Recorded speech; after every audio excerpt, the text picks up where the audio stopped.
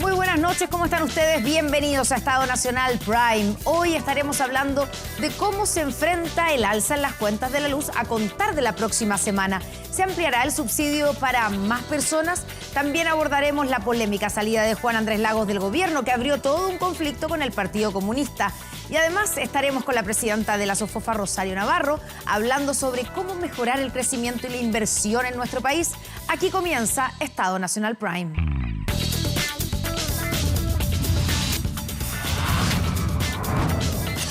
Estado Nacional. Bueno, ya la habíamos anunciado, estaba aquí sentada Rosario Navarro, presidenta de SOFOFA. Muchas gracias por estar con nosotros, buenas noches y bienvenida. Muchas gracias, Connie, gracias por la invitación. Bueno, partamos de inmediato. Esta semana, hace pocos días, tuvo su cuenta pública, ¿cierto? Es la primera cuenta pública, así es que no sé si la más importante, pero un primer desafío. Y en esa cuenta pública usted puso un desafío bastante provocador, que es volver a crecer al 4%. ¿Es una meta posible? ¿Realmente podemos crecer al 4%? O sea, si no nos creemos primero que es posible, yo creo que tenemos pocas probabilidades de lograrlo. Claramente es una meta ambiciosa y no sé si en el pasado había existido esto de tener una cuenta pública que hiciera como promesas hacia adelante. De hecho, hoy día me pareció muy curioso un mensaje que recibí muchos mensajes hoy, después de la primera cuenta pública. ¿A partir de esto? Sí, a partir de esto. Y me decían, oye, qué buena noticia oír al empresariado poniéndose metas, armando una ruta y también proponiendo ciertos puntos para lograrlo y foco. Y lo otro que me reconocieron bastante fue que el chileno tiende siempre a echarle un poquito la culpa al empedrado. Tuvimos esta semana un partido medio complicado Chile-Argentina y todo terminaba al árbitro. Entonces me felicitaron bastante de que la SOFOFA estuviera más allá de buscando de quién es la culpa o la responsabilidad de que Chile haya dejado de crecer, poniendo una meta ambiciosa. Yo no es que esté diciendo nada nuevo, yo creo que como parte del recapitular de este año ha sido que hemos logrado poner el tema del crecimiento sobre la mesa, buscar cuáles son estos habilitantes, la seguridad, la certeza jurídica, competitividad tributaria, y claramente al poner una ambición y poner una meta, un camino a seguir, lo hace más factible. Entonces ahí tenemos que ponerle también foco y en eso propusimos también 6 puntos como foco. Ya, ahora, claro, uno es ponerse la meta, que usted reconoce que es ambiciosa, y otro es ver cómo lo conseguimos. ¿Por qué digo esto? Porque la última proyección de crecimiento económico entregada en el último IPOM, ¿cierto?, por el Banco Central, la semana pasada, fue entre 2,25 y 3% para este año. Para el próximo y para el 2026 estamos hablando de entre 1,5 y 2,5%. O sea, nada ni cerca del 4%. ¿Cómo lo hacemos para dar ese salto para llegar al 4%? Estamos poniendo una meta que no es ajena. Chile, antes del 2014, crecía por sobre el mundo y crecía a tasas superiores al 4%. Entonces, no es que estemos diciendo es una ambición que nunca hemos visto. No son unas cifras tan alejadas de algo que... No es un imposible. No es un imposible. Claramente tiene ciertas dificultades y nosotros hemos dicho que hay ciertos factores que van a permitir que ese camino lo recorramos con mayor premura o con algunas certezas. Y cuando decimos volver a recuperar como el rol de Chile como un país competitivo requiere de ciertas reglas. Hemos dicho insistentemente bajar el impuesto de primera categoría del 27 al 23 y el impuesto total al capital al 35%, porque creemos que ahí va a haber un incentivo para invertir.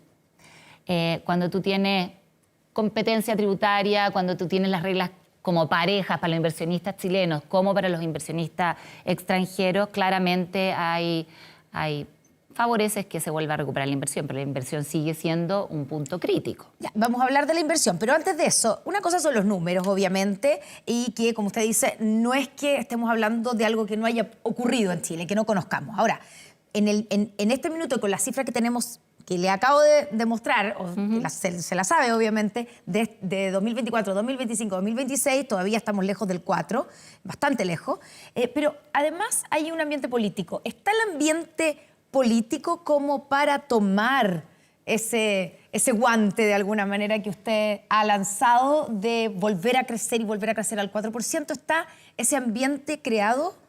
Mire, nosotros los empresarios siempre estamos mirando el panorama y cuando uno hace inversiones, cuando uno hace negocio, sabe que la complejidad es parte del juego.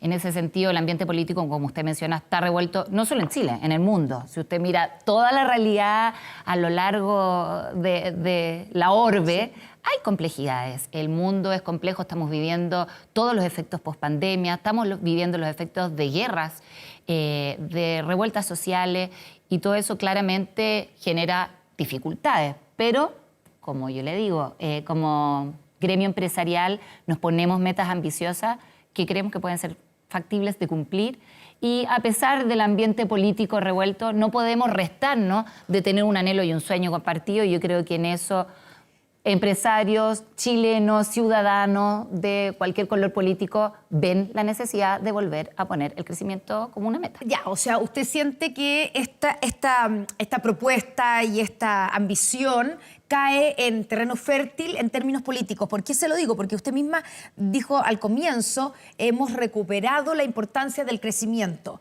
Cuando parte el gobierno del presidente Gabriel Boric, el crecimiento económico no era una palabra que se repetía. No estoy diciendo que no sea relevante, pero no estaba en el léxico, ni en digamos, las propuestas, ni en las promesas, ni en los compromisos de campaña.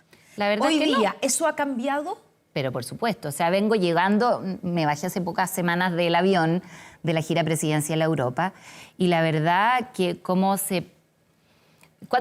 el presidente Boric se para frente a una audiencia empresarial y dice Chile es un país con reglas claras del juego, vengan a invertir a Chile, y se indica que el crecimiento económico es un vector para el desarrollo, es algo que nosotros tal vez parados en febrero del 2022 ni siquiera lo hubiéramos sospechado.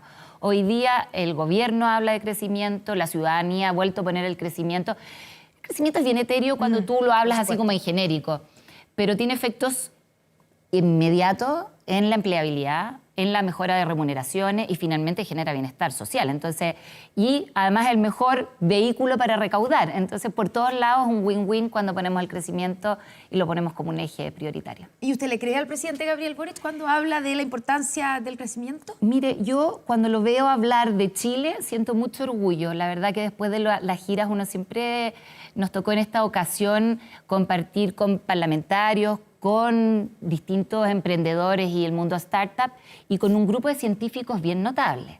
Y cuando tú te das cuenta que tenemos científicos en todas partes del mundo, en el European Southern Observatory había más de 60 científicos chilenos trabajando, y digo, o sea, el orgullo de ser chileno, y cuando veis que todos los ojos de los inversionistas alemanes, suecos, están puestos en el país, yo digo, nosotros como chilenos tenemos que estar orgullosísimos porque tenemos las materias primas que se van a requerir para la transición energética. De alguna manera, comparado con los países vecinos, tenemos ciertas condiciones que también son habilitantes.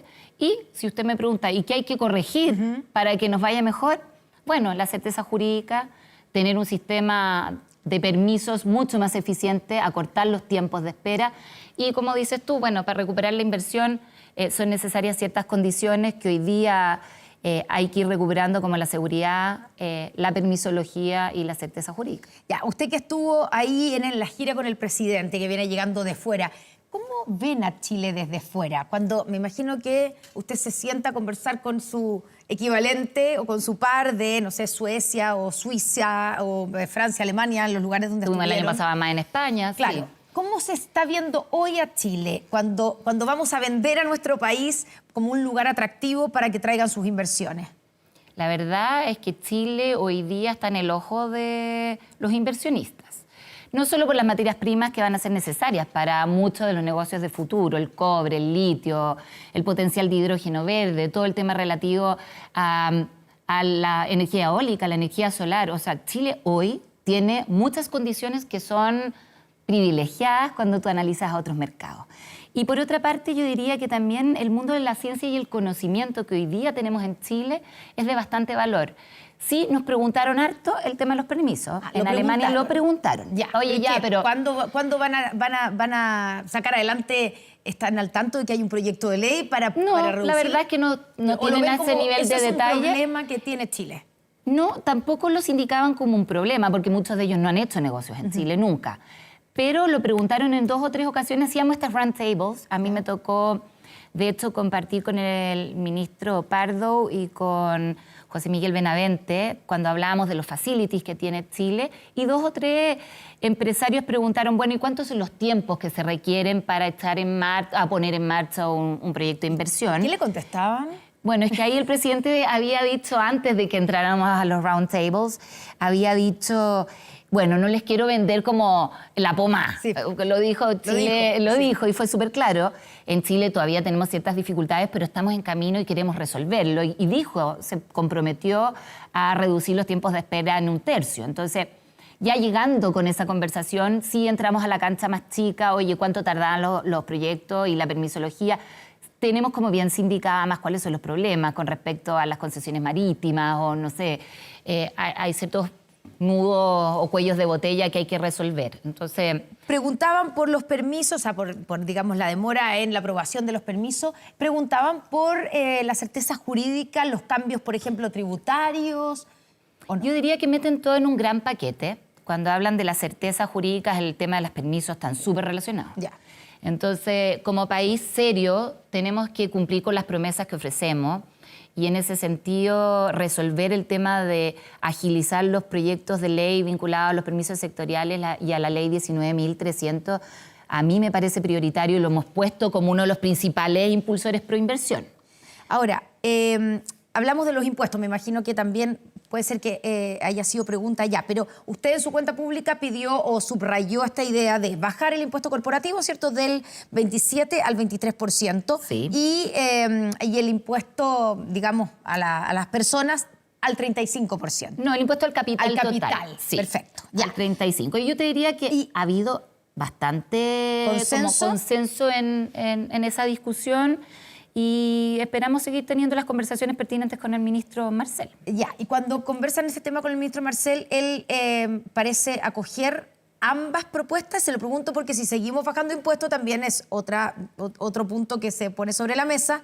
¿De dónde vamos a sacar los recursos adicionales que se necesitan para subir la PGU, reducir las listas de espera, incluso para extender el subsidio frente al alza de las cuentas de la luz? Bueno, usted sabe que todo esto está en arena legislativa. Nosotros podemos poner buenas Supuesto. ideas sobre la mesa, pero finalmente nuestro Congreso quien acelera estos proyectos. Y sí, obviamente, cuando uno discute el tema de bajar el impuesto a primera categoría, hay que ver cuáles van a ser los mecanismos para compensar, para que también no impida el recaudar lo que se está esperando recaudar. Ya, o sea, son conscientes, ustedes están conscientes de que si se aplica una rebaja de impuestos hay que buscar por dónde Sí, y hay mecanismos que hoy día... recaudar lo mismo. Sí, y hay mecanismos que nosotros hemos propuesto, impuesto al dividendo, hay ciertos mecanismos que pueden ser compensatorios en el caso de la baja de impuesto de primera categoría, pero nosotros hemos insistido que finalmente cuando tú haces una rebaja al impuesto de primera categoría, el crecimiento que se genera permite recaudar, usted sabe que por cada punto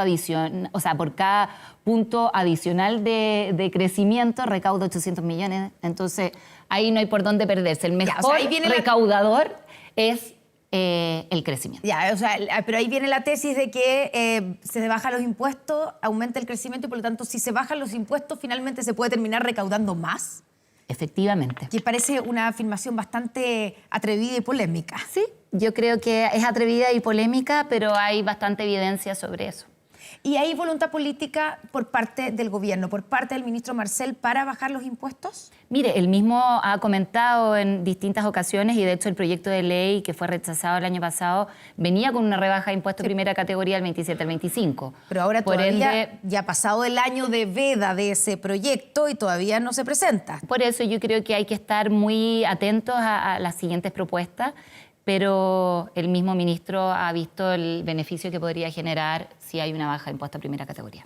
Ahora, la buena o tal vez mejor noticia del último IPOM, que estábamos analizando el tema de las proyecciones de crecimiento, es la corrección que hizo el Banco Central sobre las proyecciones de inversión para este año. O sea, de una contracción esperada de 2%, o sea, menos 2%, pasaron a un 0,3%, a un menos 0,3%.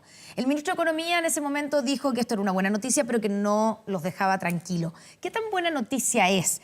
¿Es realmente como para celebrar o hay que ser más bien cauto? Miren, nosotros cuando vimos también todos los análisis y el primer trimestre de este año, la inversión había decaído menos 6,1%, Sí. Que es grave. Cuando tú tienes un pipeline, tú siempre tienes que estar analizando los proyectos que están entrando hoy, pero también mirar el pipeline hacia atrás. ¿Cuántos proyectos vienen en camino que se van a empezar a ejecutar? Porque todo esto es lento, como se demora más, hay procesos y bueno, está toda la permisología de por medio, tú tienes que estar mirando el pipeline constantemente.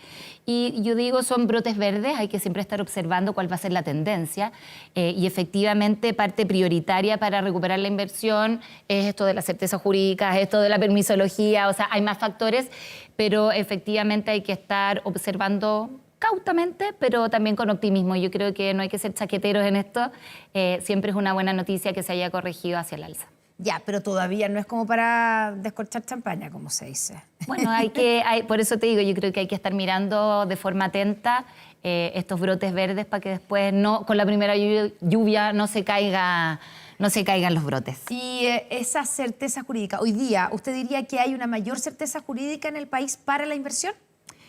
Resolviendo el tema de los permisos, yo creo que tendríamos mucho mayor certeza. Hoy día está en una discusión parlamentaria la reforma a la ley de permisos sectoriales y la reforma a la ley 19.300, que son los permisos ambientales. Hoy día no ha habido cambio. Seguimos con la misma regla. Que todavía esto no ha pasado nada. Entonces, sí hay una promesa. El presidente, de hecho, cuando anunció los 2 proyectos de ley, indicó que iba a haber una rebaja en los tiempos de casi 1/3 en los proyectos más complejos y en algunos proyectos más pequeñitos de inversión, más vinculada al sector pyme, iba a ser casi de un 45-50% de ahorro de tiempo. Ya, por lo tanto, es urgente que se aprueben. Urgente. ¿Cuán urgente es? Yo diría que muy urgente. O sea, ojalá podamos resolver este problema que está teniendo el país para recuperar la inversión este año. A mí me encantaría. Obviamente no depende de nosotros. Esta es una discusión, como les decía, parlamentaria, pero además, ¿por qué? Porque esto simplifica y yo creo que hay cierta evidencia. Se ha tratado de hacer en muchos gobiernos, son más de 400 trámites los que tiene que pasar un proyecto con los permisos sectoriales. Creo que son más de 50 servicios del Estado por donde pasa. El hecho de que exista una ventanilla única, o sea, va a facilitar un montón de cosas y además tener un track para poder hacer seguimiento de dónde se encuentra el proyecto. O sea, hay muchos mecanismos que podrían mejorar estos tiempos de espera. Hablando de inversiones, habrá visto las declaraciones del presidente de la CMPC, de Luis Felipe Gacitúa, que dijo: no tenemos inversiones en Chile porque es imposible hacer proyectos en Chile. Ustedes comprenden que nadie en su sano juicio va a iniciar una inversión de unos 4.000 millones de dólares. Eso es lo que cuesta más o menos una de las... Depende del proyecto. Pero hay más o menos un mucho proyecto más caro de ellos, cuando el proyecto se puede demorar 14 años. ¿Usted coincide con Gacitúa? Bueno, yo creo que ese es el diagnóstico que tenemos hoy. Una desaladora, el mismo presidente decía, tarda 11 años en entrar en operación. O sea, solo en trámites ambientales y sectoriales.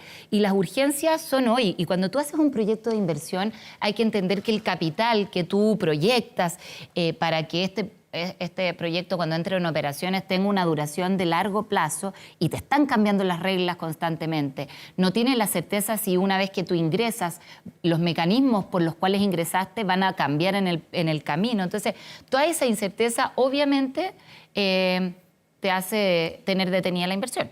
Ya, pero tanto así como para lo que dijo, digamos, Gacitúa diciendo: no invertimos en Chile, no tenemos inversión en Chile.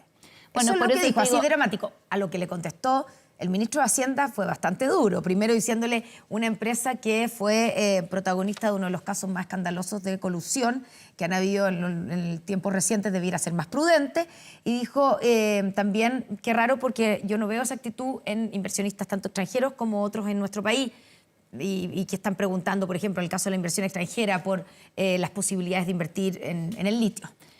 Yo creo que el diagnóstico que hace Luis Felipe es bien certero. O sea, hoy día lo que tarda en entrar en operación un proyecto son tiempos muy largos y que tenemos, y ese diagnóstico no estoy diciendo nada nuevo bajo el sol, o sea, lo comparte el gobierno, lo comparten parlamentarios, o sea, en todos los sectores, es algo que te preguntan los inversionistas extranjeros, por ende, en el fondo de toda la discusión hay un problema real, o sea, hoy Chile tiene que simplificar sus trámites, tiene que simplificar sus procesos y ese es el camino que estamos recorriendo y yo esperaría que lleguemos a acuerdo, como tú me preguntabas, usted me preguntaba...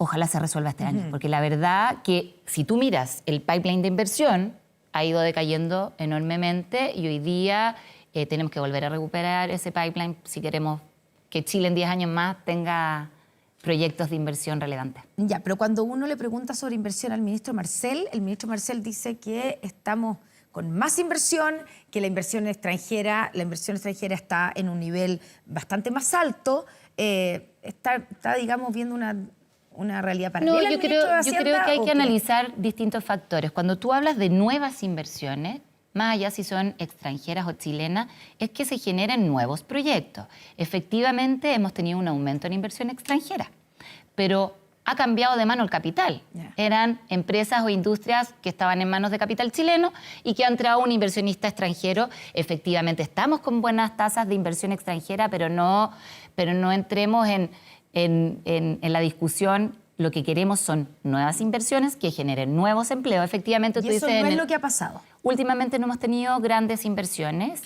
En el mundo del sector minero sí, y hoy día está a la espera, y yo te diría que la ventana es uno de los puntos que mencionamos ayer, el nuevo impulso aprovechando estas como nuevas industrias que están por desarrollarse, el litio, el hidrógeno verde, genera mucho interés en inversionistas extranjeros.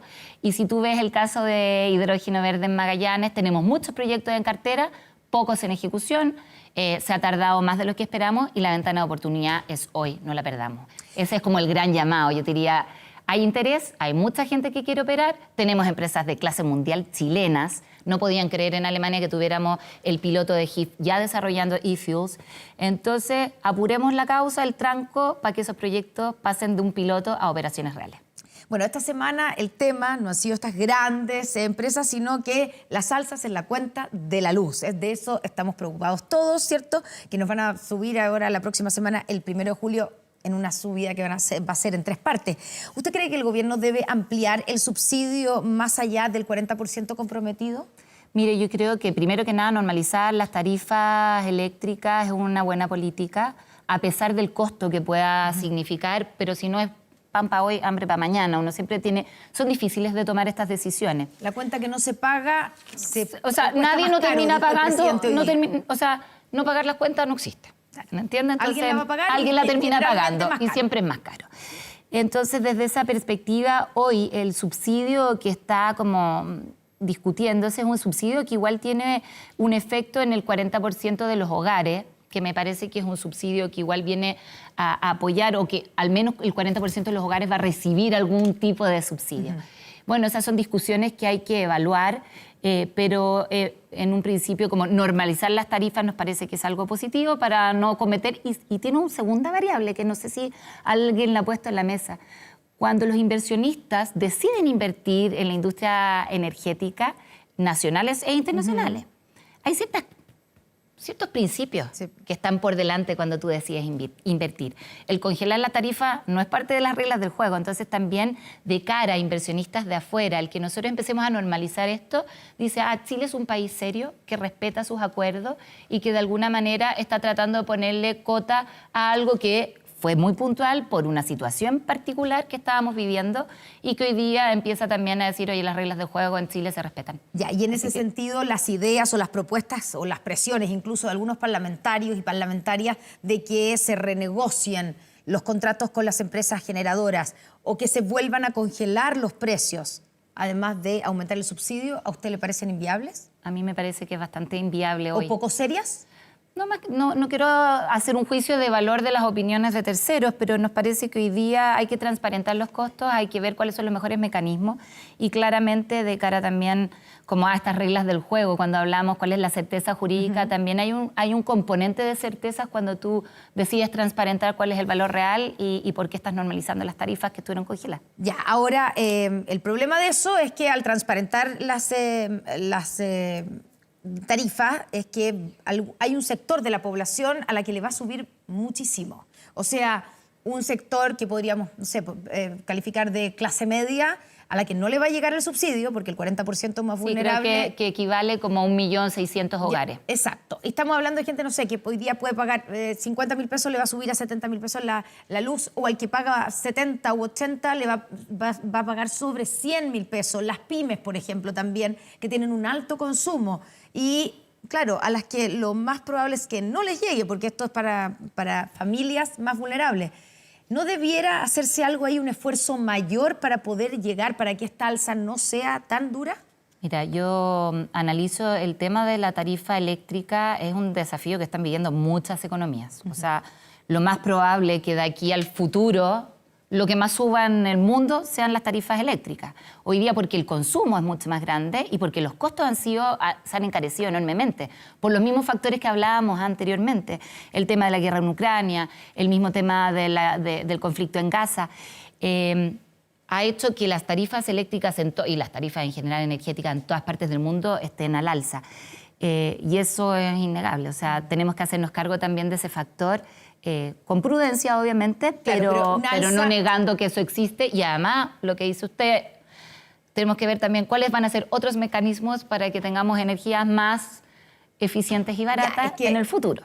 A eso voy, porque una cosa es ir, digamos, que te suba la cuenta de una manera gradual, además con la promesa de que en algún momento esto va a bajar porque con la inclusión o una mayor participación de las energías renovables. Pero ya. Que todavía ahí tenemos desafíos porque las baterías son caras, la transmisión eléctrica no es que tenemos que habilitar las carreteras para la transmisión. Es el siguiente problema. Pero una cosa es que te suba gradualmente la cuenta de la luz y otra que te suba un 30%, un 40% y hasta un 60%, que es lo que le va a subir a algunos. Por eso yo creo que por eso es noticia y por eso hay preocupación especial. Entonces, ¿cómo se hace para que esto no se transforme en un gran problema social? Bueno, yo creo que ¿Debiera hacer un esfuerzo mayor el gobierno, cree usted? Mire, yo no voy a opinar sobre los esfuerzos que tenga que hacer el gobierno. Yo creo que el gobierno siempre está tomando decisiones difíciles y en este sentido no es fácil tomar una decisión como esta, pero efectivamente las consecuencias que tiene seguir quitándole el poto a la jeringa, y perdón que se lo diga así, creo que pueden ser mucho más costosas a la larga. Ya, y hablando de reformas, para terminar, ¿usted cree que es urgente sacar adelante una reforma de pensiones? La ciudadanía lleva muchos años esperando. Y yo creo que como país nos merecemos una discusión seria, una discusión ¿Está siendo más... seria la discusión hoy día? Yo creo que las comisiones han llegado a bastantes consensos y yo creo que los chilenos esperan que el sector político se ponga de acuerdo. ¿Y qué le parece que pasen los días y no se logre llegar a ese acuerdo? Bueno, usted lo dijo al inicio de nuestra conversación, estamos viviendo tiempos revueltos, se vienen elecciones luego, pero como país yo creo que nos merecemos una discusión que permita resolver algo que ha sido tan demandado por la ciudadanía, además que tiene efectos, y esto a lo mejor no se lo ha dicho nadie, pero la PGU vino a resolver problemas en los segmentos o en los deciles más pobres, pero a la clase media la discusión o la PGU no está cumpliendo con esa tasa de reemplazo que tanto anhela. Entonces es una discusión que tenemos que resolver. ¿Y tiene que ser con solidaridad? ¿Con una parte destinada a la solidaridad de los 6 puntos adicionales que se proponen? Nosotros hemos tenido bastantes conversaciones y como digo, esto ya está en arena legislativa. Sí. No quiero que se piense que nosotros estamos ahí incidiendo ni empujando ninguna visión, pero debiera tener algún componente solidario, pseudo solidario, no sé cómo decirlo, pero hay mecanismos que a lo mejor hay que pensar más fuera de la caja y darnos la oportunidad de pensar en otras soluciones. Rosario Navarro, presidenta de Sofofa, muchas gracias por estar con nosotros esta noche aquí en Estado Nacional Prime. Muchas gracias, Connie. Y nos vamos a la pausa, pero antes les quiero preguntar, ¿aumenta la delincuencia? No grave robos, evítelos con Tepillé, la empresa líder en seguridad preventiva con monitores de cámaras de seguridad y audio disuasivo en tiempo real. Tepillé protege 24/7 su empresa y también su hogar. No sea usted la próxima víctima y contrátelos en tepillé.cl. Pausa, ya estamos de vuelta con más.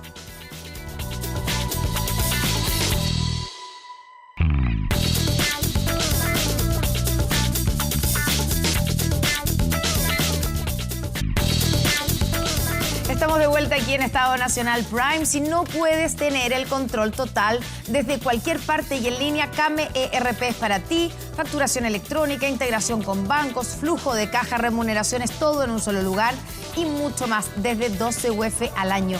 Toda la info en kame.cl o en comercial@kame.cl. Y ya están con nosotros aquí en nuestra mesa de conversación nuestros panelistas. Constanza Juve, vicepresidenta de la UDI. Bienvenida, Constanza. Muchas gracias, Connie. Un gusto estar acá una vez más. Y a este otro lado, Osvaldo Andrade, exministro del Trabajo, Partido Socialista. Gracias, Osvaldo, por estar con nosotros. Muchas gracias. Bueno, escucharon, me imagino, parte de la entrevista con la presidenta de Sofofa. Hablábamos de las cuentas de la luz y qué es lo que debe hacer el gobierno. Y quiero poner sobre la mesa esa disyuntiva, porque la verdad es que ya sabemos que van a subir las cuentas, ¿cierto? Y que van a subir bastante para algunos sectores. Y la pregunta es, desde el punto de vista político, ¿qué es lo que debe hacer el gobierno para enfrentar el alza en las cuentas de la luz? ¿Debe renegociar contratos, como lo solicitó la presidenta de la Cámara de Diputados? ¿Mantener el congelamiento de las cuentas, como han propuesto otros parlamentarios? ¿O ampliar el subsidio más allá del 40% comprometido? ¿O simplemente dejar que suban y apretar los dientes? Osvaldo Andrade. Yo lo primero que diría que la decisión del gobierno de impulsar esta ley que se transforma en los aumentos de precios a los que usted se refiere, hablan de un gobierno serio. Yo creo que vale la pena marcar eso. Yo creo que para mucha gente... ¿Por qué vale la pena enmarcar eso? ¿Porque había dudas, cree usted, de que este era un gobierno serio en ese sentido? Yo no tengo ninguna duda que había muchos que planteaban que este gobierno no iba a ser capaz de tomar decisiones de esta naturaleza. Recordemos que este es un problema que se viene arrastrando, sí, claro, de periodos anteriores, de gobiernos anteriores.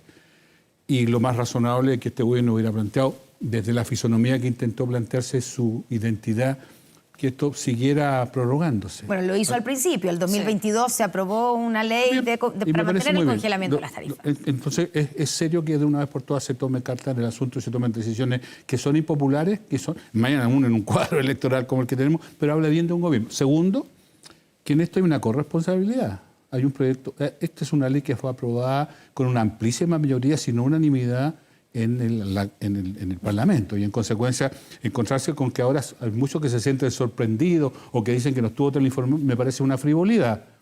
Si no se les entregó la información suficiente, bueno, era responsable de ellos haberla logrado.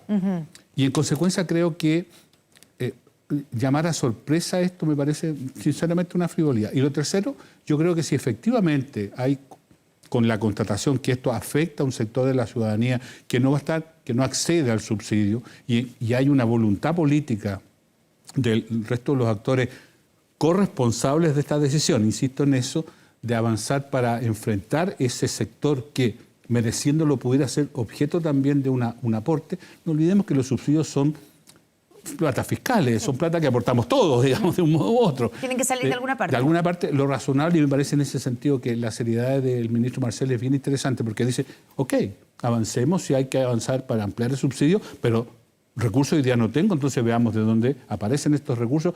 Y esa responsabilidad no es solamente un problema del gobierno, es también una responsabilidad de aquellos que tomaron la decisión legislativa. Y creo que desde ese punto de vista el problema está allí. Y en consecuencia creo que hay que encontrar desde dónde se obtienen los recursos que se requieren para la ampliación del subsidio, y que creo que habría voluntad en general en los actores para aquello, pero que estos recursos signifiquen efectivamente que se enfrenta el problema sin generar un déficit en las disposiciones fiscales. Constanza, el rol del ministro Pardo, ¿qué te ha parecido? en esta, Yo no creo sé si que- crisis en la, pero Sí, a ver, su pequeña crisis? o sea, yo creo que le quedó un poco grande el cargo al ministro Pardo. Ahora, ¿Por qué? Porque, bueno, básicamente por algo que decía Osvaldo anteriormente. O sea, esto se dice que el tema del congelamiento de las tarifas de energía eléctrica, claro, vienen desde octubre del año 2019, cuando el expresidente Sebastián Piñera envió un proyecto con un mecanismo transitorio de estabilización de las tarifas de energía eléctrica. Ahora, ese sistema transitorio, y por eso también yo discrepo respecto de que el gobierno sea serio, o sea, de partida un gobierno serio habría tenido instalado al ministro Pardo o al ministro Marcel hoy día en la mesa técnica que ellos mismos convocaron y resulta que ninguno de los dos estaba presente. O sea, un gobierno serio al menos trata de Ni la dirigir su mayoría propia de los mesa, digamos. parlamentarios, hay que decirlo. La mayoría de los parlamentarios Tampoco estuvo presente. No, de todas maneras, mi tema pasa porque al final del día es el O sea, gobierno hay, el que hay tiene un que buscar una parlamento que solución. tampoco es serio, de acuerdo con tu No, criterio. pero es que sí, bueno, si me deja terminar, yo no lo interrumpí. Está bien. Eso como primer punto. O sea, me parece que si hay un gobierno serio, voy a explicar por qué no lo es. Este mecanismo del año 2019 básicamente planteaba dos cosas. Uno, congelar los precios entendiendo o asumiendo de que los precios de los contratos con las empresas iban a aumentar y por lo tanto se iba a pagar de alguna forma esta diferencia entre el precio real y el precio congelado. Y segundo, le establecía un límite a la deuda. Y decía, mire, si la deuda supera los 1.350 millones de dólares, se tienen que subir los precios. ¿Qué fue lo que hizo el nuevo gobierno el año 2022? Bueno, aprobó una ley que mantiene el congelamiento y aumenta la deuda. Entonces, en vez de sincerar los precios el año 2022, ponerse colorado una sola vez o tratar de plantear un plan gradual de aumento de precios, lo que finalmente terminó siendo ahora fue simplemente lo que le ha pasado a este gobierno todo el rato, chocar contra la puerta de la realidad. Y esa es la razón por la cual hoy día finalmente no les quedó otra que sincerar el tema de los precios y generando esto que va a terminar perjudicando a las familias chilenas, a las personas con un aumento en 12 meses de cerca de un 60% y segundo lugar, perjudicar además la economía, porque tal como dice la presidenta del Banco Central, también acaba de aumentar la inflación. Ahora, con respecto a qué es lo que se debe hacer, podría aumentar la inflación, pero ya las proyecciones, al menos del crecimiento y de la baja de una inflación a menos de 3, ya lo planteó la presidenta del Banco Central, lo chuteó para el 2026. Ahora, ¿por qué creo que le quedó grande el cargo al ministro Pardo? Independiente que yo no comparto nada, o sea, comparto lo que señalaba Osvaldo en términos de que hoy día nadie puede decir, a propósito de un proyecto de ley que pasa por el Congreso, que en realidad, no sé, no lo leí. No, o sea, es parte de la responsabilidad parlamentaria, ¿cierto? Y comparto además de que una interpelación o que una acusación constitucional es una cuestión que hoy día no le veo ni pies ni cabeza, no son dos cosas muy diferentes. Pero creo que le quedó... Ya, o sea, está fuera de discusión porque Para eso mí, lo han propuesto algunos parlamentarios. O sea, interpelación y hasta acusación constitucional. Y yo no lo Ya. comparto. No lo comparto y sé que son de su parlamentarios sector. de mi sector político lo han planteado y por eso digo, o sea, independiente de la posición que tengo, creo que el tema de la interpelación y la acusación constitucional no tiene que ver con esto. Pero sí creo que le queda grande el cargo porque esta decisión se debió haber tomado el 2022. Se perseveró en una mala política pública que se sabía que iba a terminar en esto y terminó en esto. Y ahora, déjame cerrar con esto. Y por otro lado, además, por último, si es que no le puso el cascabel al gato en su momento, al menos hoy día debería tener un plan. No tiene ningún plan. Ninguno. Pero pero el plan no, es, digamos, primero, el proyecto de ley que fue aprobado. Pero ese proyecto ya está, Sí, pero hoy día y el se están buscando otras fórmulas. Y el subsidio del 40% Sí, pero eso está en la ley. para ayudar a la gente más vulnerable. El punto es que ahora no, es que tenemos que buscar otros mecanismos, así que hagamos una mesa que se va a demorar 4 meses en tener una solución. No, pues usted es el ministro y usted sabía que esto iba a pasar. Entonces, ¿cómo no anticiparse a esto y finalmente tener un plan que sea un poco más robusto? Ahora, ojo con el tema del subsidio, porque acá hay una trampa con esto, porque al final... ¿Por qué? Porque siempre se termina sacando lo mismo. No tenemos plata, entonces tiene que haber una reforma tributaria. Oiga, el subsidio por el tema de energía eléctrica, el 80% lo pagan los clientes. El 20% lo paga el Estado. Entonces, esto de que son 100% plata fiscales no es verdad. Osvaldo Andrade, hagámonos cargo, digamos, usted, o sea, hágase cargo de lo que sostiene Constanza, que la primera irresponsabilidad, digamos, fue haber aprobado esta ley. Hay que decir que no estaba el ministro Pardo en ese momento. Fue el ministro Claudio Huepe el que estaba a cargo de energía. O sea, cuando tú dices que bueno, si el ministro no debió haber... dio el ancho. No dio el ancho, él no era el ministro en ese Pero minuto. lleva cuánto tiempo de ministro, un año y medio. Pero en ese minuto, para ser súper justo, Está bien, pero- cuando se aprobó esa ley, era el ministro Webb. Pero yo me imagino No que el algo de ministro conocimiento tenía de que esto iba a Era terminar asesor, pasando. era así asesor, ¿cierto? Del presidente. Ya, pero no fue irresponsable esa parte porque, situémonos en ese momento, ese pozo de 1.350 millones de dólares que se puso como un tope, se logró, o se llegó a ese tope a los 2 meses del nuevo gobierno. Así es. Pues. Eso fue, 2 meses, o sea, Así es. heredado el problema, Así es, digamos. pues. Ya, Ah. pero el gobierno no debería haberse puesto ahí colorado y decir, oye, ahora toca, según lo que se No estableció... lleguemos a 6.000, ¿ah? No lleguemos según lo a que se 6.000. estableció, toca sincerar y estabilizar las cuentas de la luz. A mí- Y en lo que hace es tutear el problema. A mí ¿No me- es irresponsable eso? A mí me llama la atención la fisonomía de la conversación porque fíjese usted que el ministro Marcel y el ministro Pardo no son serios, dice mi interlocutora, porque no fueron a la mesa. Digo que es una muestra de poca seriedad, po. Usted me llamó la atención Sí, que no está le bien. interrumpiera, le ruego que se haga cargo de sus propias palabras. Estamos neteados. ¿Ah? Bueno, si usted quiere seguir empatando, yo lo voy a seguir interrumpiendo entonces. Oye, en Estados Unidos están en este momento, ¿terminó el debate o no? Porque Sí, parece. estamos... Exacto. Entonces, pero fíjese que los parlamentarios que no van a la mesa, ahí no hay un riesgo, ahí no hay una calificación de poco serio. Entonces, bueno, estas cosas son las que a mí me llaman la atención porque son estos dobles estándares con que se enfrentan estos problemas. Yo entiendo que hay un problema que hay que resolver. Sí. ¿Ah? Ya, pero solo para resolver ese punto, debiera haber ido el ministro Marcel o sea, si el usted- ministro si- Pardo y los parlamentarios de la mesa Si técnica. usted me pregunta a mí, yo creo que nunca debería haber existido este problema. Discúlpeme, nunca. Porque, como bien dijo el presidente, cuando se pagan las... Cuando no se pagan las cuentas, siempre son más caras. Cuestan más caras. Existan las circunstancias que existan. Ya. Y las O sea, las circunstancias... no debió haber habido un proyecto Es que en el 2022 que yo creo- mantenía el congelamiento de las tarifas. Yo creo que no. Yo creo que no. ¿Sabe por qué? Porque cuál sean las circunstancias y uno puede entenderlas y en la narrativa, el cuento puede ser súper interesante, pero el problema fundamentalmente es que terminan pagando todos y más caro. Sin eso el presidente tiene, desde esa frase que es tanto coloquial, pero tiene toda la razón. Y esto sucede en muchas cosas. En consecuencia, más allá de que si se hizo antes, yo creo que nunca. Porque estas cosas, sincerar las cosas, siempre es sano en la economía y en la política. Es bueno sincerar. Y faltó sinceridad desde el comienzo, desde cuando empezó este problema. Yo no voy a volver, si fuera el gobierno de uno, mire, estoy aburrido de eso. ¿Ah? De verdad, cansa. ¿Ah? Cansa esto de que no, que fue allá. Porque finalmente, ya, imaginemos que la culpa es del ministro. Y el problema hay que resolverlo igual. Hay que resolverlo igual. Entonces esto de adjudicar responsabilidades Ya, pero ¿a usted le parece que... ya es un poco una sensación de ansiedad de muchos. Ok, dejemos el pasado, digamos, pasado pisado, tenemos que enfrentar este problema. O sea, a nosotros Ya. siempre nos importa que nos preocupamos mucho del pasado, cada vez nos dicen, bueno, yo estoy tratando de no hacerlo. Ya, situémonos, volvamos al hoy, digamos, Muy y al punto en el que estamos. Pero, y ahí quiero preguntarle su evaluación acerca del rol del ministro Pardo, porque se le ha criticado que, primero, que reaccionó muy tarde, que se veía venir esto desde el punto de vista comunicacional se empezó a hablar tarde. Los parlamentarios, partiendo por la presidenta de la Cámara de Diputados, Carol Cariola, dijo que no había entregado toda la información, que incluso ella dijo que le había pedido al ministro los datos concretos de cuánto podría subir, cuándo subiría, y nunca les había dado, estoy citando, parafraseando a la presidenta de la Cámara de Diputados, nunca les había entregado Yo encuentro la que es una información frivolidad todo total. eso. Ya. Yo creo que, mire, yo fui parlamentario 8 años y fui presidente de la corporación. Y uno tiene todas las condiciones para pedir la información y si no se la entrega a la autoridad correspondiente, tiene otros mecanismos para... No, hay una biblioteca completa a disposición de los parlamentarios para hacerse cargo Hay de... asesores. Por favor. Y no poco. Y no mal pagados. Entonces, me encuentro una frivolidad empezar a... Cuando uno toma una decisión, uno se tiene que hacer... Cuando uno pone un voto en un proyecto, uno se tiene que hacer responsable de lo que vota.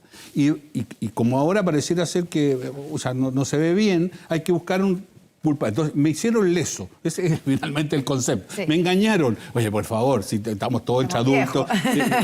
Entonces, a mí me parece... Y por eso también me parece que esto de Yo no me sumo a eso, ¿no? responsabilidades desde el punto de vista de la interpelación Es otra frivolidad. Ya, pero ¿usted cree que no le faltó anticiparse un poco al ministro Pardo lo que está diciendo Constanza acerca de cómo... Si yo soy de la idea que esto nunca debió haber ocurrido, por la misma razón, evidentemente, entonces, si ocurrió, las autoridades debieran haber procurado haberse hecho cargo desde siempre, desde cuando se inició el problema. Esa es mi percepción. Pero permítame decirlo de otra manera. Ya, ya, está bien. Y ahora hay que enfrentar el problema. Ese es mi punto. Y el problema... ¿Usted cree que lo está enfrentando bien el gobierno? Yo creo que está haciendo bien lo que está planteando. Hay un subsidio que va a tener dificultades, porque tampoco es automático, y así que ahí habrá que ver cómo se facilita aquello. Y hay que hacerse cargo de una voluntad política que creo que es general, que hay que ampliarlo. Y hay que ver cómo se financia. Si usted me dice... ¿Por qué tendría que el gobierno haber previsto esto si el gobierno entendió que la voluntad política expresada por los representantes del pueblo en el Parlamento fue que el subsidio era hasta el 40%? Si eso acordaron los representantes del pueblo en Chile. Claro, pero ahora ocurre ellos que todos dicen los que no representantes... sabían que el alza iba a ser tanto. Entonces, cuando ya vemos en el papel que le va a subir a la gente de 50.000 pesos a 70 y tanto, el que paga 80 le va a subir a ciento y tantos mil pesos, a la pyme le va a subir... entonces, por eso hay que hacerse cargo del problema. Entonces, le reitero, ¿usted cree que a la persona que le va a subir esas cosas le importa mucho, oiga?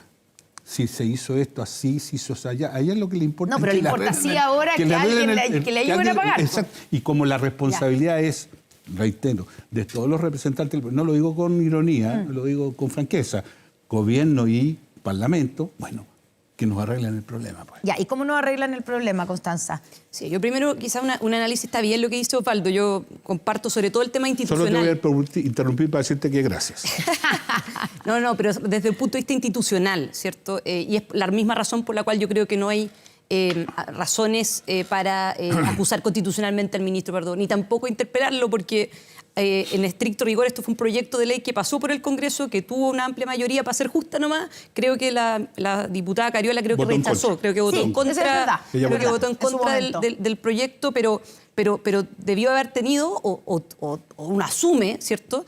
Y es las mismas razones por las cuales también uno dice, oye, la ley, comillas, de pesca, la ley Longueira, cuando dicen que es corrupta, oye, pasó por el Congreso, tuvo una amplia mayoría, o sea, cortémosla. O sea, yo por lo menos comparto en ese sentido de que uno tiene que diferenciar lo político de lo institucional, porque las personas pasan y las instituciones se quedan. Ahora, lo que sí creo que uno no puede tapar el sol con un dedo es el hecho de eludir las responsabilidades. Yo creo que acá hay una responsabilidad política. Este es un gobierno que en términos políticos ha tomado decisiones que son irresponsables, que son poco serias, y esto, más que una irresponsabilidad solamente política en términos de no anticiparse, también muestra incompetencia. Y eso es algo que yo creo que es una cuestión que se tiene que asumir. Esa autocrítica yo no la he visto nunca. Siempre la culpa la tiene el empedrado, siempre la culpa la tiene la oposición, no, es que el gobierno anterior... No, o sea, también tiene que haber un cierto grado de autocrítica. Ahora, comparto con Osvaldo que obviamente a las personas lo que le importa es qué es lo que viene ahora para adelante. El punto es, el subsidio alcanza, evidentemente, por las tensiones que se están generando, eso no va a ser suficiente. Y a lo que voy con respecto al tema de la implementación es que esto, si no me falla la memoria, está publicado desde abril.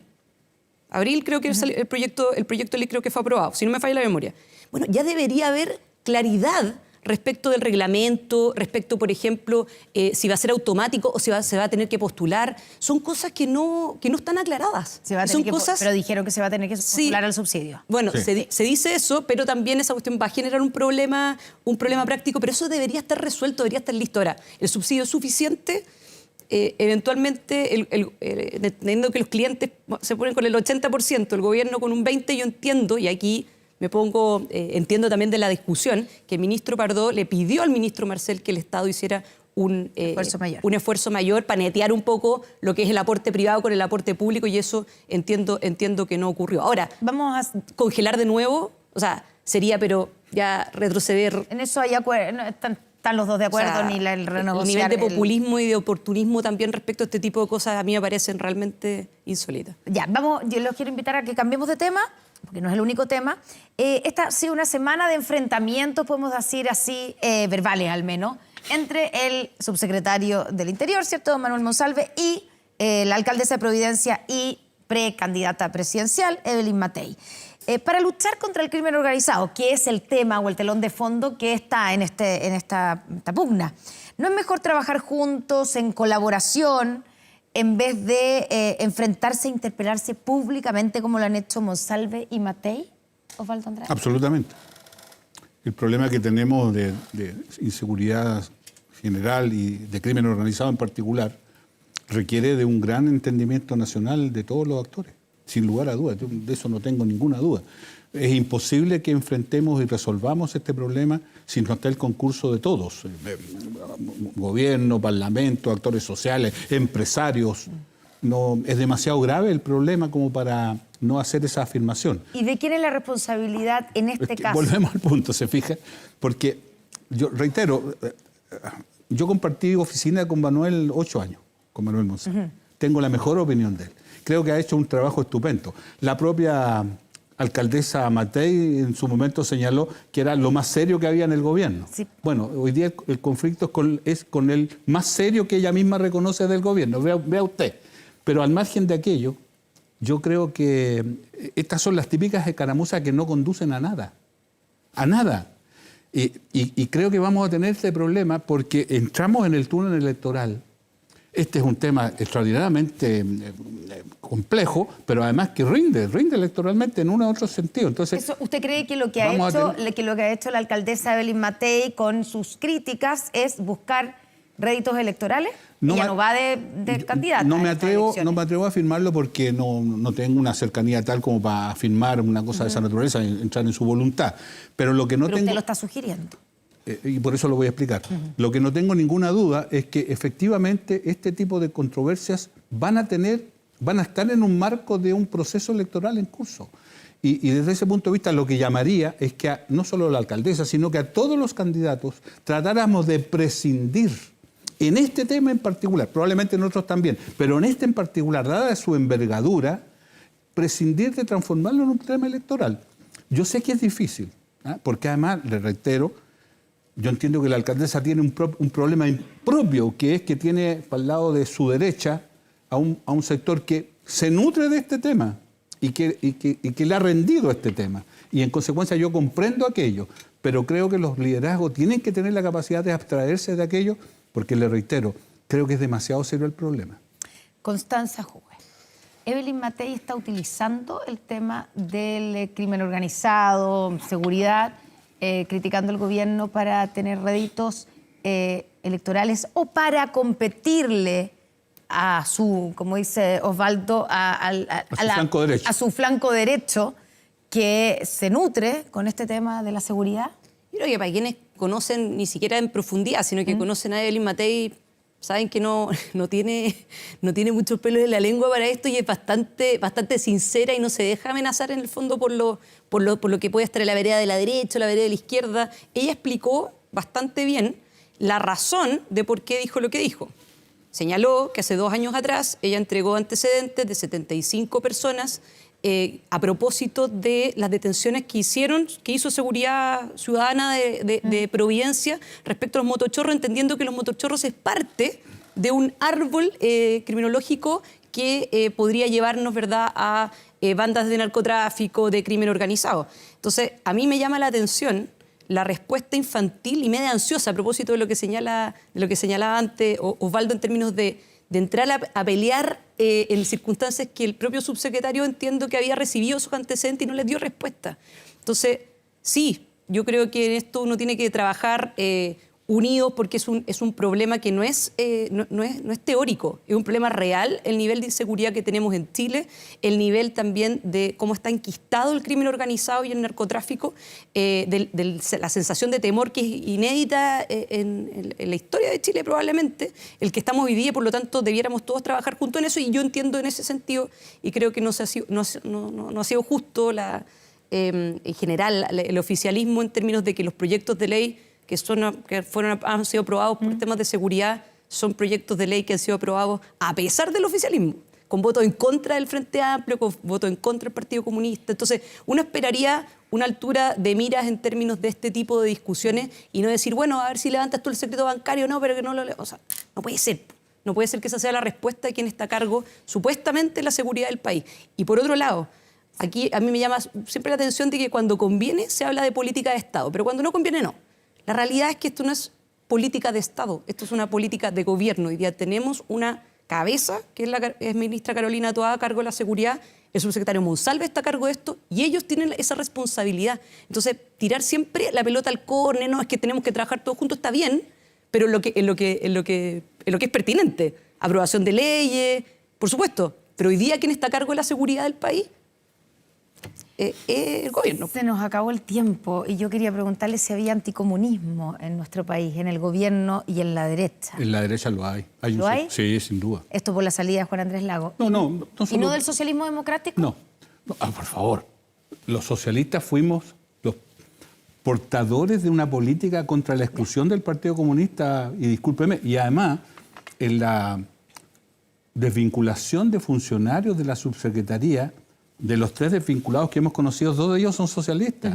Entonces, perdóneme, yo fui ministro de Estado. Tenía un jefe de servicio que era el subsecretario. Uno tiene un conjunto de colaboradores que contrata y prescinde de ellos. Incluso no es necesario dar ninguna Ya, o sea, explicación. se ha hecho demasiado drama por de parte del esto se Partido armaba Comunista. una controversia completamente artificial. Porque Lautaro Carmona estaba súper ofendido.